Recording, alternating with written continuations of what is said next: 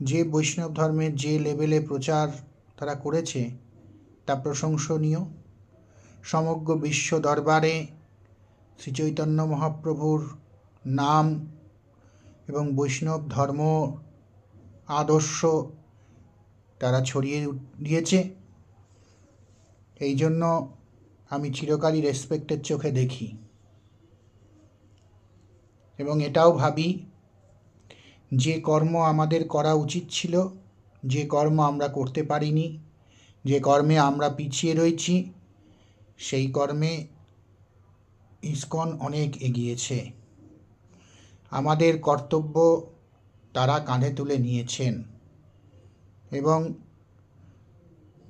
একক গুরু মন্ত্রে দীক্ষিত হয়ে অদ্ভুতভাবে লক্ষ লক্ষ পৃথিবীর মানুষ বৈষ্ণব ধর্মের প্রতি আকৃষ্ট হয়ে ছুটে চলেছেন। এই ভাবাবেগ, এই চিন্তাভাবনা, এই সিস্টেমেটিক ব্যবস্থা অতুলনীয় এবং এ যে হিন্দু ধর্ম এবং বৈষ্ণব ধর্মকে অনেকটাই ন্যারিস্ট করেছে, অনেকটাই ফ্লারিস্ট করেছে, এ বিষয়ে কোনো সন্দেহ নেই।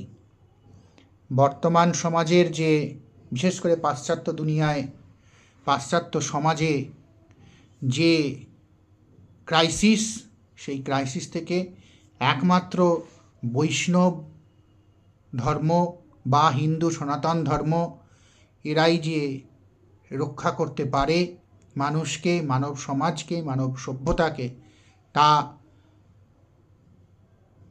সাধারণ মানুষকে ইসকন বোঝাতে পেরেছেন। ইন্ডিয়া তো বটেই, ইন্ডিয়ার বাইরে তাদের প্রভূত প্রচার সোশ্যাল মিডিয়ায় আমি বারংবার দেখেছি এবং নবদ্বীপ